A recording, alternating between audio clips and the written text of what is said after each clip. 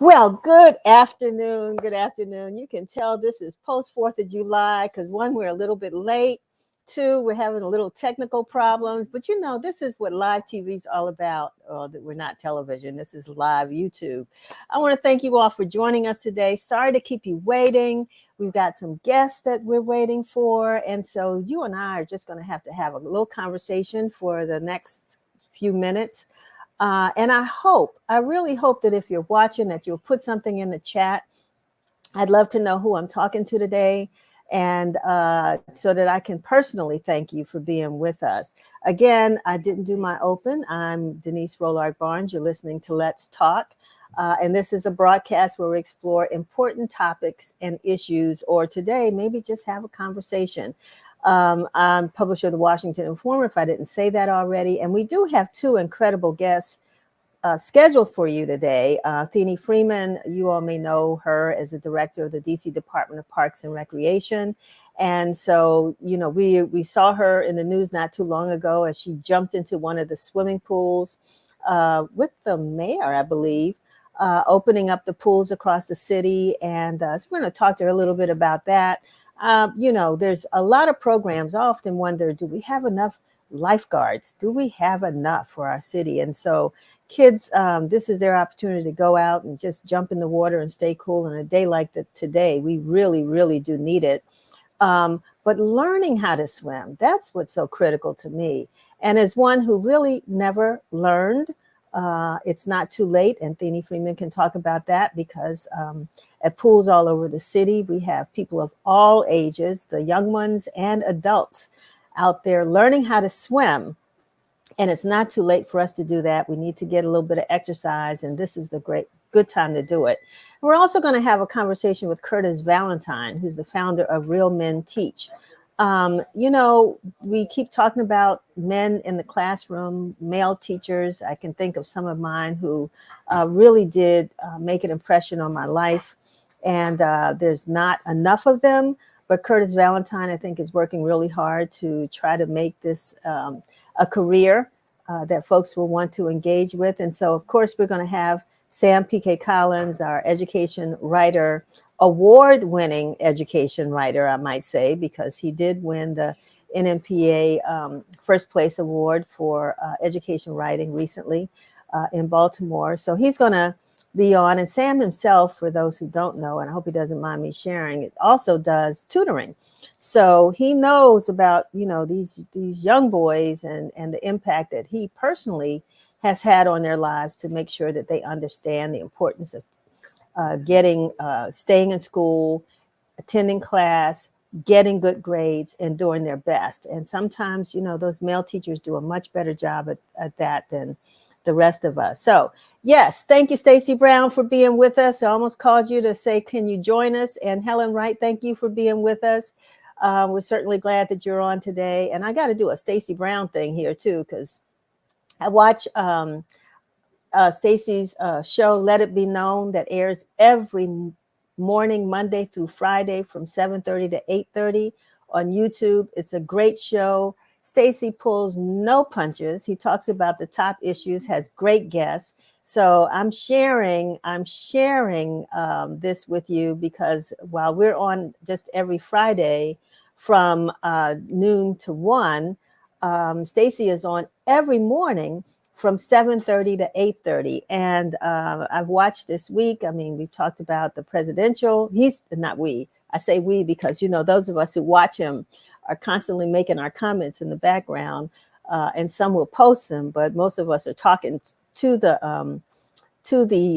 YouTube page and participating in the conversation. So I want to really thank Stacey for watching. And Stacey, look out, we might be just getting ready to give you a call. And Helen Wright, I'm sorry, I don't know if I said hi to you, but thank you for joining. And we certainly hope that, you all will share this with some of the others out there. Let them know you're watching Win TV. Let's Talk here on YouTube and Facebook. I think what I'll do now, do we have Curtis's broadcast? Why don't we go ahead and get Curtis's broadcast out the way, and then I'll come back and talk about a couple of hot topics that are going on in the city. Curtis? This is Win TV News, bringing you the news that matters. The Supreme Court on Monday ruled that former President Donald Trump is entitled to immunity from federal prosecution for official actions he took while in office, a landmark decision at the height of an election season that further delays the start of his criminal trial in D.C. The 6-3 decision to toss out the ruling from the federal appeals court in Washington that concluded that Trump was not entitled to broad immunity from criminal charges stemming from an alleged scheme to hold on to power after the 2020 election.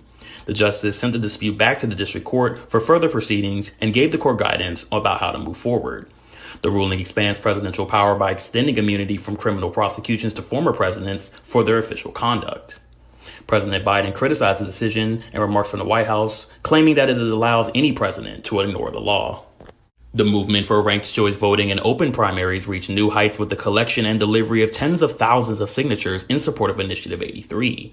On July 1st, dozens of people representing Make All Votes Counts DC converged on the DC Board of Election headquarters in Southeast with 6 black boxes sitting atop a red wagon. In the boxes contained 8,500 petitions with more than 40,000 signatures from voters representing all 8 wards of the district. Lisa D.T. Rice, a Ward 7 resident and proposer of Initiative 83, commented saying, quote, "This is a historic moment.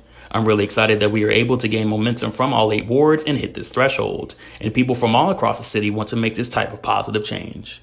President Biden recently paid a visit to the D.C. Emergency Operations Center, where he met with D.C. Mayor Muriel Bowser and other leaders to talk about local and national challenges and solutions to curb natural disasters. However, a major focus of the event was addressing the high temperatures and how his administration is working to reduce the rate of heat-induced illnesses. The district is considered an urban heat island due to the form of infrastructure, lack of trees, and excessive car exhaust, in addition to heat-absorbing materials such as asphalt and concrete, which are capable of absorbing as much as 95% of the sun's energy. Thousands of D.C. residents were warned about the adverse effects of rising temperatures and expected to impact people throughout the hottest summer. Biden commented saying, quote, "Extreme weather events drive home a point that I've been saying far too long, that ignoring climate change is deadly and dangerous, as well as irresponsible."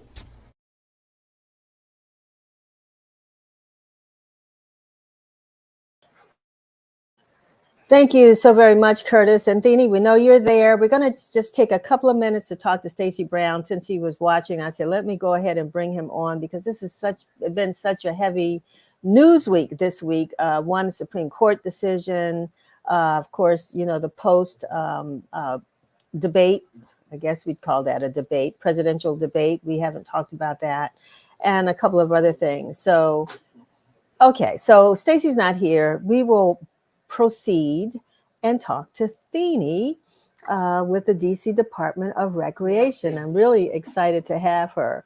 So what we will do is to bring on Thini and talk to her for a few minutes. And then as soon as Stacey comes, we'll come back to Stacey Brown. Thini Freeman, are you there? There you are. Frozen. She's frozen. Yeah.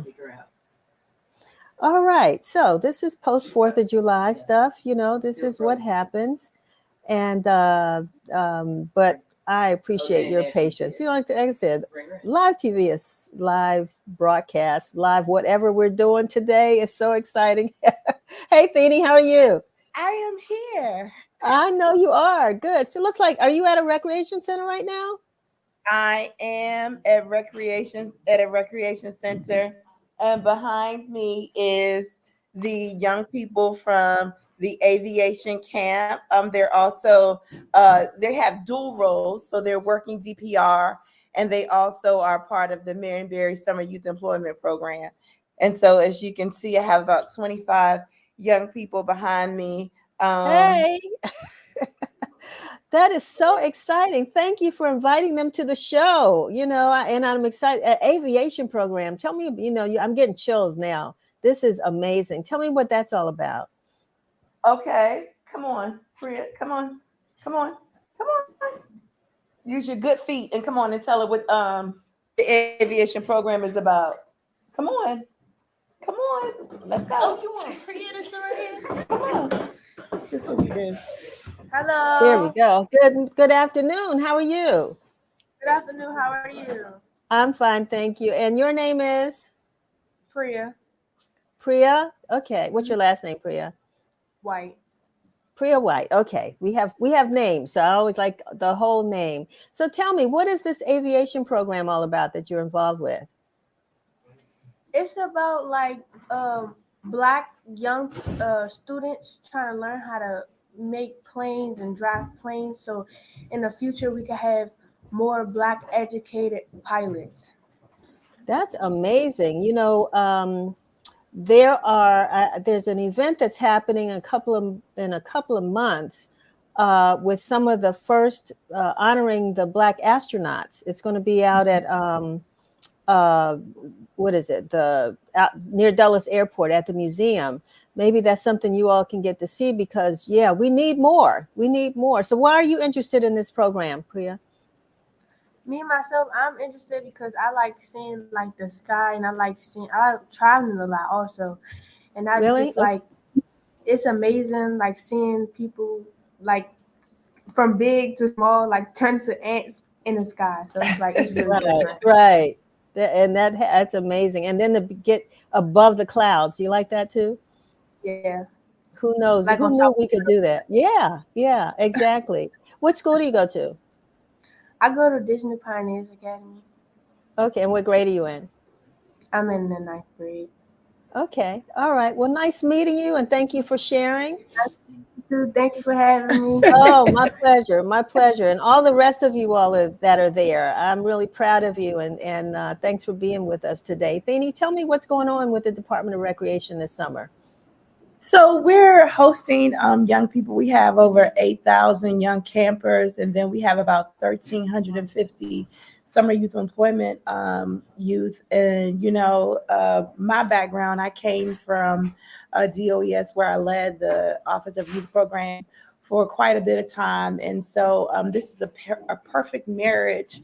And so I won't give you all the details and all the background, but we were able to create a special project where our young people in this space are teaching other young people about firework safety. So they Oh, presented their first draft to me about firework safety on Wednesday. And so today I will see the finalization of their project. And the reason that that is important is because I'm sure you all heard about the fire in Ward 8, with many displaced families that started from Roman candles, young people shooting fireworks. And our young people don't always understand the importance of firework safety and realizing that 10 seconds of madness can change someone's entire life trajectory. And so I wanted to, we had our own interesting experience that we will not get into. mm-hmm. But as a teachable moment, we wanted our young people to recreate something safely. And that's what we're doing at DC Department of Recreation. We're creating memorable moments. We're using teachable moments. And sometimes it's really organic. When I stopped by here the first day to visit, I had no intentions on coming back 2 or 3 additional days or becoming focused, but they seem to have adopted me. Wonderful. And so, Fantastic. Yeah. and but the thing I will say that we're doing at DPR, we are asking young people how to serve them. What is it that they want to see? And then we're infusing it in our programs, whether it's our late night hype series that have been hugely, immensely popular. Last week, there was 1,350 people that attended Oxen Run Pool for the late night drip. That's right down the street from you. Really? 1,000. Yeah. Late night drip. Is that like what is that? Like The a late night pool? drip I is don't say a a pool pool party. party, but It is. it's a pool It's a party. Oh, okay. it's a party with the purpose. So we do the late night hype series, but we also have the drip series where it's the pool party. The hype is the outdoor amenities, and they go from 7 to 11.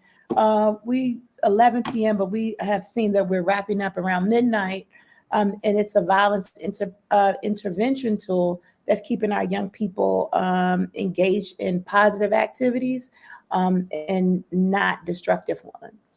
One of the things I can say, and this is from the heart, Thanie Freeman, ever since you joined the DC Department of Recreation, it has been sort of a memorable experience for me. I grew up in recreation centers. I think I told you that before. I mean, from the time I got out of school until I had to be home, and Saturdays and Sundays and weekends. And we keep talking about, what recreation centers aren't offering, but you're doing it plus. And I just want to congratulate you for that. And it's not only I at these candidates forums, people always talk about, everybody's talking about programs for young people, but what about the old people? And you're doing that as well. You want to share something with us that you're doing for the senior bunch? Let me tell you about the seenagers. We have the most active seniors, I think, in the world. And you said for sure, that's right. And so they're going to Camp Riverview. I've heard the complaints because they're going to write in and they're going to say, yeah, we're going to Camp Riverview, but we're only going for 3 days and we want 5. And that's a wonderful thing. Camp Riverview is 75 miles away in Scottsdale, Maryland. And we offer a retreat, all expenses paid by us, meals, fishing, kayaking, learning to ride those thingamajigs that are not that are prohibited in the city, but you can learn to ride them, get your certification, and ride them on the 200 acres at Camp Riverview. We have our senior prom. We have an active senior corps. We just did a senior cruise 2 days in a row. We did our senior fest at UDC. Wow. And the other thing we're proud of is getting our seniors back into the workforce. So through our partnership with DOES, we understand because our seniors are so young that they have so much more to offer. DC is a city, is a government town. You can retire. If you start working early, you can retire early. But then there's a lot of utility. And so we've been able to place some of our senior residents who are just coming to the rec to hang out in 20-hour-a-week part-time jobs that are needed because people are looking for good talent. Wonderful, wonderful. And so are all the recreation centers open this summer? Yeah. Okay, all right. All the recreation centers are hours? So they vary. Most of them are 9 a.m. to 9 p.m. We have some of our neighborhood sites that are 12 p.m. to 8 p.m. But all of our recreation centers are open. We're hosting camps. You will see young people. We do have some modified hours in our recreation centers during the summertime. We like to protect our camp.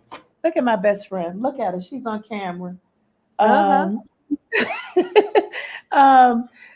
We like to protect our young people when they're in the building. So you may see some modified usage for people who aren't part of our camps where they can come in because they're cooling centers as well. Take a break. Right. You may not be able to have access to certain areas because there are young people in there. But that we do that to protect our young people.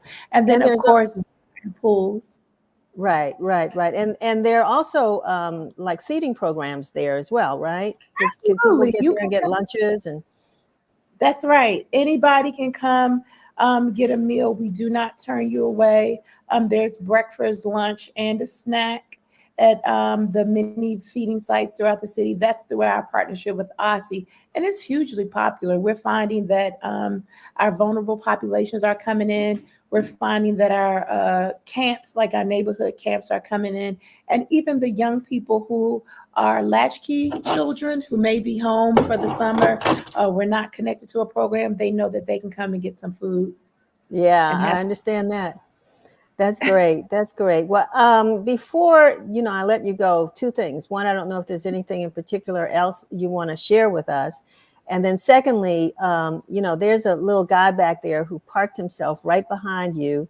And I want to get him. Yep, that's him. He just pulled his shirt down. No, he's sitting next to Priya. Yeah, tell him to come up. I want to talk to him about the program. Huh? See, he parked himself so that he could, those people always are in the picture, and they're whatever. And I'm like, okay, we're going to bring him to the screen. How are you, sir? I'm doing good. I can't hear you. Oh, I said I'm doing good. Good. What's your name? Markwell. Markel? No, Markwell. Markwell. Marquel. I did. Yeah, talk to me. Talk to me. So tell me, how are you enjoying the program there? I'm enjoying this program good. Really? What grade are you in? I'm in the 10th. 10th? And what school do you go to? I did. So what are your career plans? You're in this program, which I think is fascinating. But what do you want to do when you finish school? Have you thought about it? I think probably like be a basketball player. A basketball player? Okay, that's cool. All right. And then when basketball is over, what do you want to do? I Because don't you're know only yet. going to play for a couple years, so you know how that goes. I don't know yet. You don't? Okay. Is there anything? What's your favorite subject in school? Math. Math. Oh, well, that tells me why you're in this program. Who knows? You might be flying a plane that I'm got to catch one day. Well, Would that does that fascinate you? yeah, a little bit. A little This bit. is his. Little. This is his test. Oh my goodness. Yeah, he's shy. He's shy. I get it. I get it. He will not One day get I'm gonna see convinced. Marquel out there, and he's gonna be telling me about all the great things that he's doing. I want to thank you because I know I put you on the spot. I like to do that. I would apologize, but I won't. But I want to thank you for taking some time to talk to me. Okay. Thank you. Is All anything right. you All right. say to people in the district? If you had anything, imagine anything that you could say to young people in the listening audience. If you were speaking to other youth, what would you say? I probably say like don't fall back, like what you doing and stuff in life. Don't fall Tell him to talk back. a little bit louder because I'm not hearing him so well. I said don't fall back and like in life, what you doing. All right. Don't fall back. I love that. I love that. According to Marquel, don't fall back. Great words. Great words of advice. Thank you so very much. Okay. Thank you. All righty. Okay. Feeny, anything you want to share with us before we let you go? As you can see, my heart is smiling. Um, you have no idea, but I am truly appreciative and grateful that the young people in this space that they're willing, that they have the heart to hear from a noise making adult like myself who just wants to see the best in them. Behind me is their final video, and I'm so excited to watch. And I thank you for always inviting us. I thank you for including them. This is a memorable moment that I promise you they will never forget. And so we truly appreciate that. Well, let them know that they don't have to remember it in their heads. This show is on YouTube. It's on Facebook.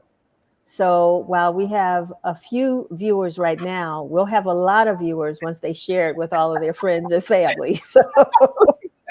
So they will have this memory forever because you know how the internet Mama, is. I made it. Mama, I made it.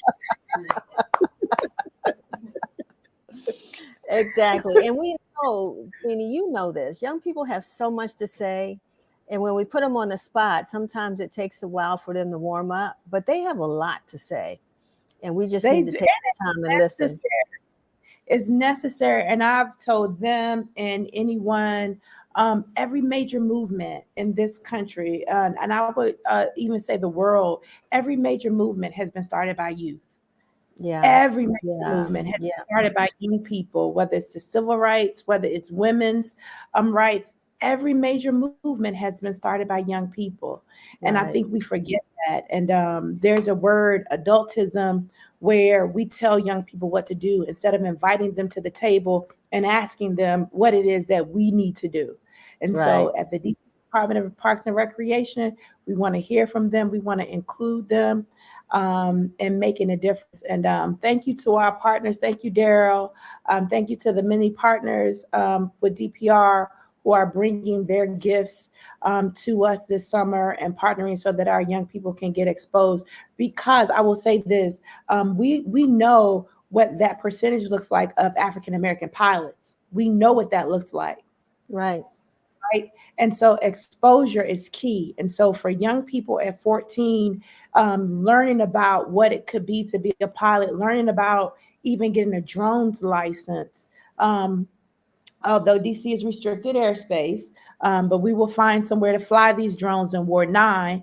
But just learning about it and developing an appetite for it will begin to change the trajectory. And it's happening at your local parks and recreation. All right. Thanie Freeman, thank you very much for being with us. We look forward to seeing you again, maybe in the fall when the fall season starts, to talk about what Department of Rec has to offer then. But let me let you get back to your young pilots and astronauts and technicians. All right. Take care. Thank you. We're going to jump really quickly to talk to Stacey Brown, who kindly stepped on to talk to us about stuff. Stacey, unmute yourself. Stuff. That's a Quincy Jones song. Stuff like this. Right. So, I mean, first of all, what was it? It's just, I love listening to young folks and trying to get them. Oh, yeah, that was awesome. And pulling that young man to the fore like that was brilliant. I love it. Yeah, you can hide, but I see you. So, I think he may Stacey, have wanted to be seen. He put himself in the eye of the camera, and then he hides his face a little bit, but then yeah, I saw that from the very beginning. I'm like, okay, I got you. I'm coming after you.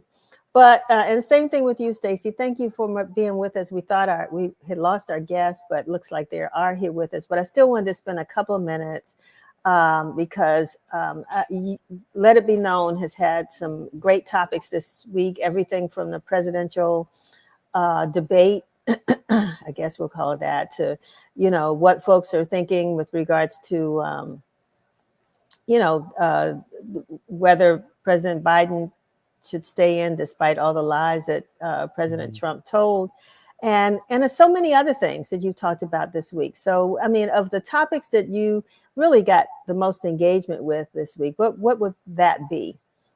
well, certainly the debate situation and the craziness that's going on in Washington among the Democrats.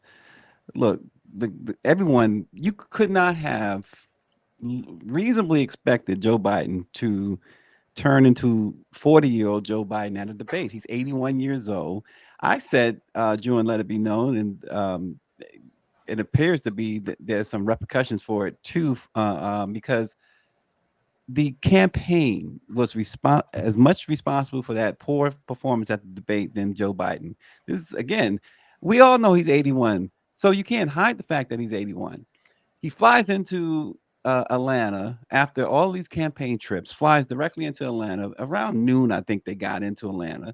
And all day he's at rallies and different events.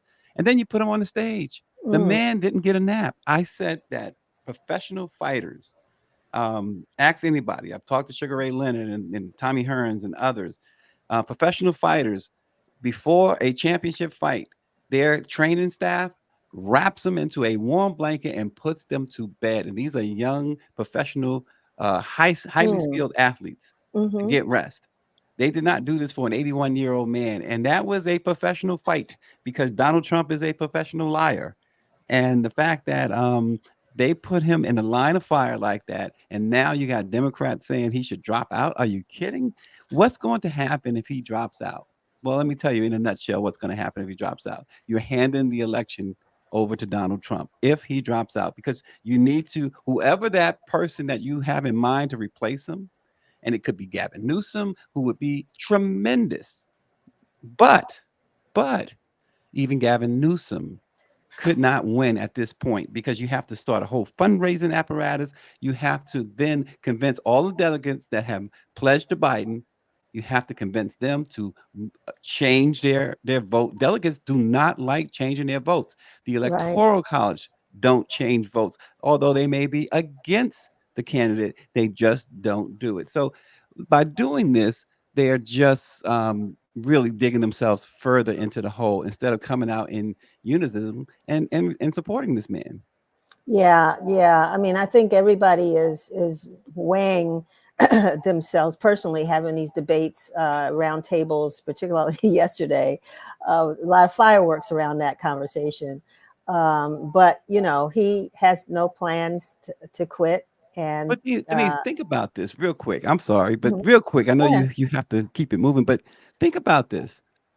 The debate, he lost the debate for sure, but Donald Trump also lost the debate. Oh Donald yeah. Trump spent 90 minutes lying. CNN lost the debate. They spent 90 minutes allowing him to lie unchallenged.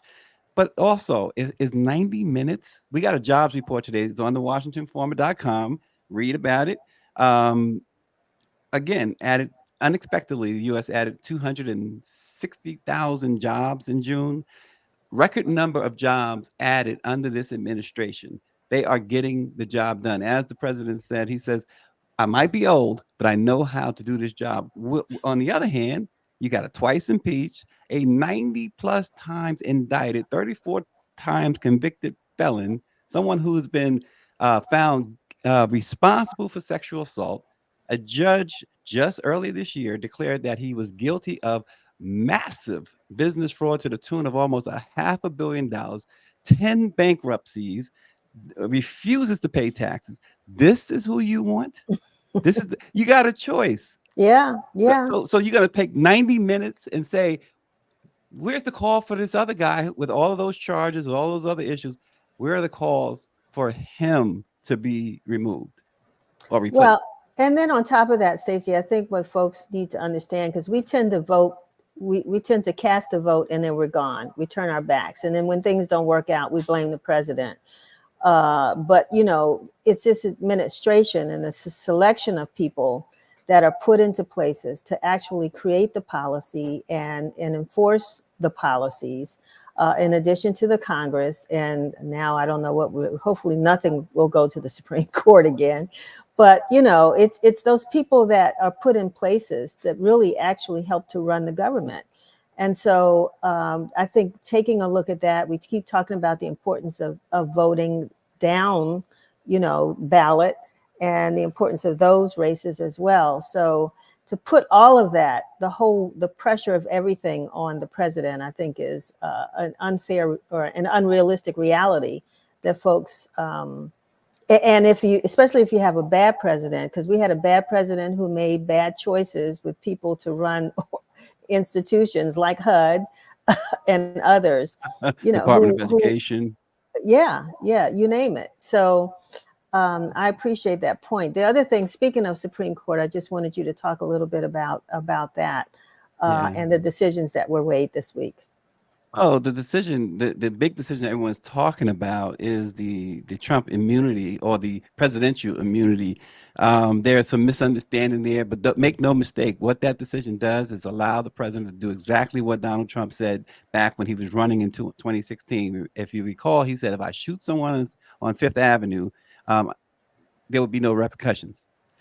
He's just so what the Supreme Court said is that's true if you conspired with another government official. So you can actually send, because this was raised, folks. This is not hyperbole. This was raised during the arguments to the Supreme Court by Trump's attorney. He gave the hypothetical that the president should be able to send SEAL Team 6 to assassinate his political rival. John Roberts, Chief Justice, said the president, I would hope that if he does so,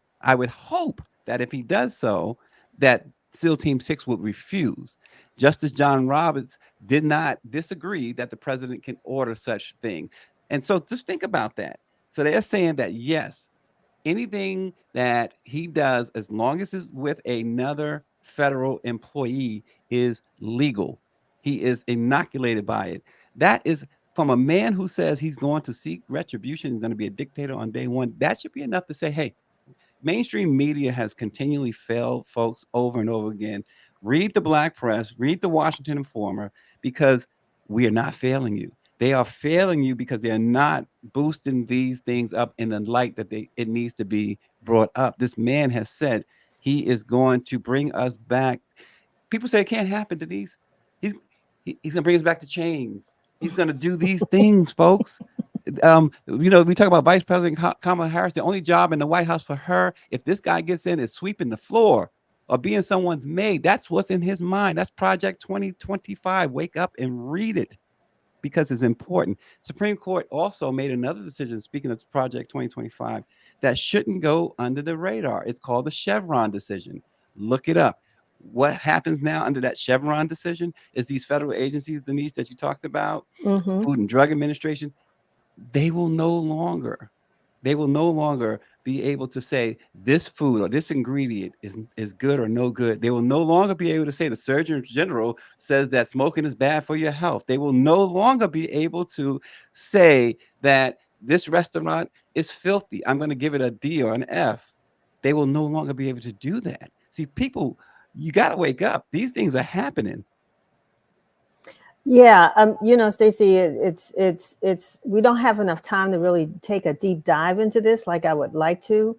I don't know. I mean, I think we will look, folks. You're admonishing folks or advising them to read both of those documents, or at least to do some research. Yes. A lot of times what we do is we go to social media and then find out what people are saying about it. Just grab it's the better to go documents ahead. Are available. Right. They're available. Right. So, but I think we will do more. I know that there are folks out there that are very fearful of what will happen in the Trump administration, not only locally and nationally, but globally. Fearful, take action. Right. Well, you can, because soon you're not going to be able to take action. Yeah. Well, we saw what happened in London? The election yesterday, yesterday with the conservative leadership being voted out. And yes, but at the same time, in New Zealand and in Mm-hmm. France, the conservative leadership being voted in.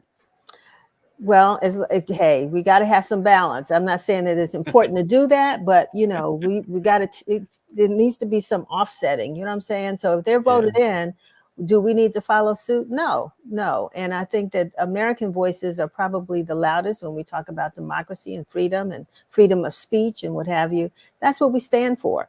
So regardless of this man, if he makes it into the White House, like you said, we got to continue to take action. So thank you, Stacey Brown, for being with us, for jumping in at the last minute. But you're always being summoned, folks. Don't let us. I was summoned. The boss summoned me. Always like to have you on. We're going to talk about Black male teachers in a few minutes. We've got Curtis Valentine, who's the founder of Real Men Teach. And I know you've done some shows on having Black males in the classroom. Looking forward to talking to him. And Sam P.K. Collins will be with us on this interview. Thanks a lot. And again, I got to promote it. Let it be known every Monday through Friday from 7:30 a.m. to 8:30 a.m. Whole hour of great conversation, great programming. And you'll be hollering at your computer. Thanks, Denise. Always all right. Privilege. Thanks. And give a shout out to NMPA as well, the Black Press of America. Absolutely. All right. Thanks a lot. So we're going to turn now. Thank you, Stacey Brown. We're going to turn now to bring on Sam P.K. Collins, as I said, to talk with our guest, Curtis Valentine, who's founder of Real Men Teach. Welcome, Sam. Welcome, Curtis. Peace and blessings. Good afternoon. How's everybody doing? Good afternoon. How are you, Curtis? Glad to be here. Glad to be here. Good. First of all, I went to your website. I'm really excited about what you all are doing.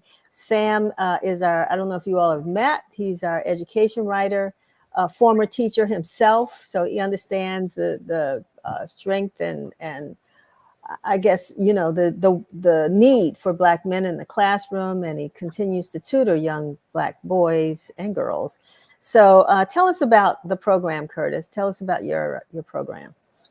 Real Men Teach is sort of a lifelong passion of mine, dating back to my own experience growing up in a community where I had Black men in my, as coaches, barbers, a father at home, and in classrooms. My middle school principal, Carl Wade, is someone who I really highlight as an inspiration for this work. Recently attended Morehouse College, again, a place where I saw so many Black men, Black male teachers, and Black mentors come together to support one another. And so when I joined my school board here in Prince George's County, having taught in the system myself, I really wanted to bring together Black men with the goal of really recruiting and retaining them. So we started something called the Male Educator Network, MEN. And over the course of a few years, we were putting together workshops, we were doing professional development exercises for these men, but also celebrating them, because one of the things we saw was that men in the profession, obviously for pay, but also just feeling appreciated and feeling supported. So COVID hits, a lot of us are home, but we wanted to continue that energy of celebrating, recognizing, but also displaying the diversity within, particularly men of color in education. And so we started Real Men Teach as a way to celebrate, but also to reimagine what it means to be an education for Black men, through photographs, through stories, through profiling. And over the course of the last 4 years, we've gone national, working with school districts, nonprofits, universities, to really build community and be what some would call a LinkedIn for Black male educators, which is how we share information, opportunities, scholarships, fellowships, jobs, so that no Black man or a Latino man who wants to get an education doesn't have the information they need to be successful. Now, I know on your website, and I saw that it's not just focused on men, but that's what we're talking about today. And so I want to keep that focus. Sam, let me bring you in, because I'm sure you've got plenty of questions as well. You who have also served as a teacher in middle school, what do you think the experience has been, or what has the experience been like for you when you were once in the classroom? It's a very great question. I think that as a Black male teacher, I've seen situations where young men and young women are looking for that masculine element, and it's lacking in the school system to some degree. So in teaching them, I've learned a lot about myself, but I've also learned about the need for community, the need for Black men in the community, the need for us as Black men to show people the different sides of us and to redefine what being a Black man is in the community. And teaching has allowed me to do that, especially with the young brothers in the classroom who might not understand or see their future past a certain age. And I've had many a conversation with them. I'm very privileged to say that a few of them live in my community still, and I see them to this day. So just seeing what they've been able to accomplish has been very heartwarming. And, beyond that, just, putting my money where my mouth is in terms of engaging the community. And, reading the website for All Men Can Teach, I was very interested in seeing how they define a teacher, and a teacher not just being confined to the classroom, and just seeing how every Black man can be a teacher. That really intrigued me, because that's how I got into that craft, just being concerned about my community and, using my skills as a journalist to engage young people. What about that, Curtis? Well, I did want to add, you mentioned women. Our focus, is men. If you look on our website, you do see women wearing our gear, but we understand the importance of allies and those who also stand with us, particularly those who are not Black men who believe in our mission, because they are in positions of power, superintendents, principals, HR directors. And so we do need an all hands on deck effort to ensure that we have students who have diversity in front of them. We know that the studies that show that if you have a Black teacher in particular, but a Black male teacher, instances of behavior issues go down, graduation rates go up, ability to go to college and graduate in 4-year terms go up, diagnosis with IEPs and stuff go down. A lot of the things that we want to happen in education are improved when you have diversity in teaching, particularly Black men. But we also know, again, we can't do this on our own. We need women who are standing in the gap saying, even though I'm a woman, I also understand the importance of Black men to my students. We have white women who are here saying, I'm a white woman, but I still understand that we need Black men, Latino men in front of our students. And so the work that Brother Sam is talking about, it is really important that, we are very direct about what happens in front of our faces and what students see. When students are saying they want to teach, they're saying because most likely they had someone in their life who impacted them. We also understand that a lot of young boys do not want to be teachers because they've had some trauma, and the experiences they've had in K-12 are sort of going back to the scene of a crime. And so how we navigate those conversations, but also how we put men like Sam in front of young men and say, hey, you can be a teacher and still be yourself. Wear your hair the way you want to wear it, speak the way you want to speak, dress the way you want to dress. Because once we start policing that and saying there's only one way to be a Black male teacher, you will have young people who are less interested. I have a 16-year-old son. He's someone who I talk to about this. But his examples are people who I've highlighted and promote, who are people who are not only teachers, but they're writing curriculum, they're starting nonprofits, they're doing TikToks, they're starting their own clothing line. They're involved in the entire ecosystem of education. And once we get students who can see themselves, not only in the classroom, but in the world as mentors, as men in the community, as we mentioned before, you're more likely to get them into education and keep them there. My question, though, Curtis and Sam, you know, there's certain, I mean, what needs to be done to better recruit Black men in the teaching profession, or what are some of the barriers that keep, if there are any, that keep Black men from entering the classroom? Well, I'll start and I'll let Sam jump in. The one thing about being a teacher in America, you have to have a college degree. And so if you think about, you know, the ability for us to graduate young men who are college ready and get into college is a precondition to become a school teacher. At the same time, there's this misconception that Black men don't go into teaching or don't have an interest in it. Look at the studies that were done, particularly most recently at Michigan State University and others, that Black men enter into the teaching profession at higher rates as a percentage than even white women. Look at all the black men who are college students who are going to teaching as a percentage of all Black men, it's higher. But we do see drop off over the time they start college and finish. Some of the reasons, I'll tell you, parents, when you come home and say, Mom, I want to be a school teacher, oftentimes parents will tell you, you're the first generation. I sent you to college and make money to come back and take care of the family. Teaching is not going to pay you very much. So there's not a lot of cachet, even within our community, unfortunately, when it comes to education. Similarly, there's a lack of sort of a vision for education. This is something we do with our work is how are we putting out positive images of men in education, going back as early as middle, when students are opening their iPhones and looking at things that we're celebrating, rappers, athletes. How are we celebrating teachers in a way that says these people are going to get a lot of recognition, and my own parents believe so? Lastly, I think we need to start earlier. And so programs that are working with middle school students, first, 9th, 10th graders in high school earlier. Don't wait till you get the junior and senior year before you start talking about being a teacher. Start early. We could tell really, really early whether a young person is good with young people. 6th, 7th, 8th grade, you see them working with kindergartners and first graders. You see how they connect, how patient they are, how they work through steps and trying to teach someone something. Start talking. Hey, man, I can see you being a teacher. I think you'd be great. I think your students would love you. Those words of affirmation early on matter and will carry them throughout their high school career into the profession. But again, I'll reiterate, getting brothers into college, having the funds to stay in college and graduate, which is what we do. All the gear you see, all the proceeds go to scholarships for Black male educators. Wow. So making sure we have positive images, but also we start earlier. I think those are ways that really, really tackle this issue. Sam, what are you, you were in the classroom, you got out, but you're still teaching. What inspired you to become a teacher? And you can decide whether you want to talk about what discouraged you from staying in the classroom. Now, my father was a Sunday school teacher, so making my transition from journalism to teaching, and I still teach to some degree. I don't teach within the public school system, but I do teach part-time whenever possible. But my father was one of my first teachers. He would often set up the whiteboard at home. During summertime, we would read together. We would do math problems. And at a certain point, he would let me go off by myself. My first visit to the library was with him.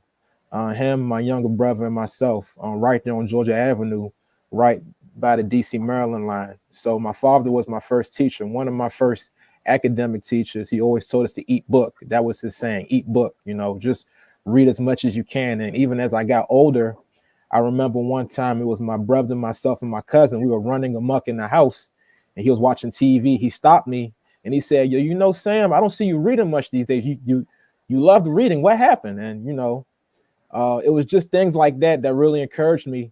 in terms of the circumstances of my transition from the public school system to more private institutions, I would say, and this is a landmine that I'm stepping on, I don't mind being that guy, but Black masculinity is in a crisis in the sense that there are forces outside of our community that are determining what is Black masculinity and what is not. And that permeates into the school system when Black men are not allowed to be their full selves and to really take the reins in terms of tackling the state of emergency that we in as it pertains to our young Black men. So the school system, and there are people in government who have acknowledged this. We have, with the goal of, being egalitarian and taking into consideration the extenuating circumstances that our young people have gotten themselves into or have been born into, the school system to some extent has moved away from the standards that we grew up in. They might call it abuse these days, but at the very same time, there were customs, attitudes, and traditions that I came up in, that I'm sure Mr. Valentine came up in, that were more community oriented, that we moved away from because outside forces have come in and called that abuse to some extent. And Black men have become victims of that. Black male teachers, they tone police us. We can't talk about the real. We can't bring the young brothers to the side and explain certain situations to them. And all of that has discouraged people from being inside the classroom, especially in the post-pandemic environment. When you have young people running amok in the classroom and they're getting passed, even though they scored 50% overall and they have not been in the classroom for more than half the year. This is a big predicament that we have gone through. And, just going back to the question, that's what to some degree discouraged me from being in the classroom, because there are institutional barriers that are keeping us from teaching our children the way that they need to be taught. Curtis, are you finding that, and you're in Prince George's County, so you're right across the line. And, I will say post COVID, teachers, male and female, that I've talked to have seen a different kind of behavior in schools that was unreal before. I mean, it probably goes back further. And that basically what Sam's saying is sometimes teachers' hands are tied in the ways that they are able to address teaching today. But what would you say about that? And how would you still encourage men to pursue the profession? I mean, I think even prior to COVID, the structures that are put in place, in some cases to protect students from certain individuals, but also structures that we believe at the time when you're passing policy. I was on the school board in Prince George's for 10 years. It's really about how do we get to teaching and learning in a way that obviously meets the needs of the students, prepare them for the future, but also allows our educators, particularly men, to come to these spaces with their authentic self, to bring their full selves to this, their expertise in a particular subject matter, but also just who they are and where they're from. So if you're from Forestville, District Heights, Suitland, Southeast DC, like, we want you to walk in feeling like you could be your full self, because our students need that. And when you're doing that, you're also giving students permission to be their full selves. When you think about the history of men in education, I'm actually writing a book right now called Real Men Teach. And it's a 250-year story of Black men in this country dating back to the late 1700s. I'm a descendant of John Chavis and William Valentine, who were two men who were involved in education in this country over a very long period of time because of the importance of education that we've had in this country. Then from the board hits, we lose about 35,000 teachers, a number of principals, as you probably already know, and we're still trying to get back to that pre-Brown v. Board number of educators. We can all talk about our grandparents had Black schools with Black teachers who were trained at Black colleges. There is a strategy and a process and a movement to get back to that point where we have Black teachers in front of our students, because we understand the long-term academic impact it has on students. Look at the data. Black students who are taught math by HBCU alums have tremendous gains over students who are not. And so we have to look at the data, look at, to Sam's point, what it means to be a Black man in this day and age, but also to say, even when it comes to our gear and our statement, people say, Curtis, what do you mean by real when you say real men teach? I'm talking about us showing up as who we are, not having to code switch, having to tuck in who I am, and for us to show up as ourselves. this younger generation, and I give them a lot of credit, they don't do a lot of accommodating people to make people feel good, as I think a lot of us did coming up. We kind of, wanted to get sort of, some accommodation to sort of say, I just want. We were taught that too, Curtis. I mean, our parents told us, do what the teacher says, right? All the time. But I mean, just career-wise as well. My thing is, I see. your point, as you're trying to recruit someone to becoming a school teacher, you say, in order to do a teacher, you have to cut your hair, you have to dress a certain way, you got to speak a certain way, you got to cover up your tattoos, you can't do these things. And when you start doing that, young people will find something else to do. Hey, I'll be a TikTok influencer. I'll go over and I'll start my own job. And so as much as we can show them that you can be an educator, and to Sam's point, not have to fit into some caricature of what it means to be what you think I should act like based off of your own experience. And most of us are minority black men, is only 2% of the teaching force. So we're going to be outnumbered. It's hard for us to sort of show up every day, have to combat all these stereotypes about, hey, Curtis, can you do in-school suspension? Do you teach gym? Do you coach sports? Like, no, I want to teach the chess team. I want to do Model United Nations. I want to do SGA. I want to teach lacrosse. I want to do things that are non-traditional because that's who I am as Curtis Valentine. Allow us to give us that space and understand that we need sisters like yourself who are extending up for us. I'll just say, quickly, I just came back from Essence. I was in New Orleans, and I was in a room with 35, 40 powerful Black women in education. And I was putting that space to elevate the voices of other Black women. But I'm also talking about Real Men Teach. And they're clapping and they're saying, Curtis, how can we help as Black women with your effort as leaders, as superintendents, as nonprofit leaders, as charter school founders? It is all hands on deck. We all have to come on one accord because our students need it. And this mission is bigger than all of us. Well, I'm glad that you came to share this message on Let's Talk. Curtis, how can folks find out more about Real Men Teach? I think we're going to put up the website, but when they reach out to you, what's the next step? So reach out to us and find out how you want to connect with us. If you're a school leader, a district leader, nonprofit leader, you want to work with us on how to amplify your work, please let us know. If you're someone who's looking for a job, looking for a scholarship for grad school or undergraduate, or looking for a fellowship to go from the classroom into administration website, we have those opportunities as well. Follow us on social media. We're on TikTok, Instagram, X, Facebook, you name it. Connect with us. If you tap in with us, you're going to build community. You're going to find men from all over the country who think like us, who are on the same mission of us. We're building our army of male educators one day at a time, and it is a national movement. Tap in right now. You'll be happy to jig. Fantastic. We hope to partner with you one day as we do some celebrating of men in the classroom. Sam said, we don't get to see those role models. You said it as well. We don't celebrate men in teaching. So the Washington Informer is here to make sure that we do that. So let's continue to stay connected. Thank you so much. I will say this one thing. I'd love to come back when the book comes out to hear that story of the Black men I'm talking about who are around over the last 250 years, who look like us, who've been doing this. We have to tell our history to know that we are not unusual. We are the standard, and we have so much more to do in the future.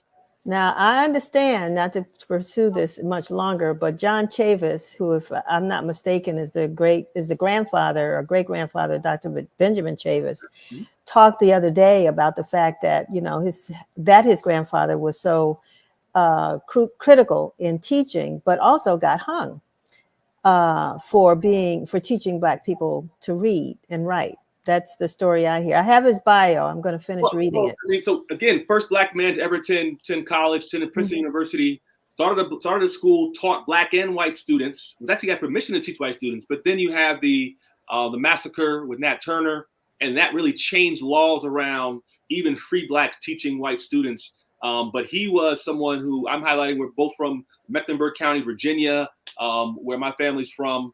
But this history of particularly free Blacks who are teaching, starting schools, is one that has to be told. But that modern day teachers can understand you are part of a long history, and this is something that you should be proud of. And if the times are more difficult, if they're difficult now, think about what they went through. If I may, Go ahead, briefly, as it relates to teaching, I'm a very, very big fan of the antebellum and Reconstruction era as it relates to teaching, because that was when we as Black people were, I'm not going to say our most serious, but given the context of that time, you had schoolhouses with elders and young people all in the same room learning. That's why I'm a big fan of Ida B. Wells. I really look to her as a journalist and a teacher, somebody who, after her family died from yellow fever, took on her siblings and went into the next town over to teach and do all those good things. So, shout out to John Chavis, shout out to Ida B. Wells, shout out to all the schoolhouse, antebellum, Reconstruction era teachers. And we look forward to that book, Curtis. Thank you very much. All right. Thanks a lot for being with us, both of you gentlemen. Really appreciate it. And yeah, let's put some more of us in the classroom. We can't run away. Thanks a lot. Thank you. All righty. So this brings us to the end of another edition of Let's Talk. I am so glad that our guests showed up. Great conversations, I think. And boy, if we could tie Marquel to Curtis and Sam, just think about what that looks like, particularly a young man who wants to play basketball, and hasn't really thought much about what his next career could be. But he could end up being a teacher because he'll remember what he was, what he did, those who helped him. And, so anyway, I have hopes and dreams for this next generation. I think we're going to be okay. So I want to thank again, Thinny Freeman, Curtis Valentine, and of course, our education reporter, Sam P.K. Collins. Most importantly, I want to thank and Stacey Brown for jumping in at the last minute. Thank you, Stacey. But most importantly, I want to thank all of you for tuning in, and remember to stay connected with us for more engaging conversations.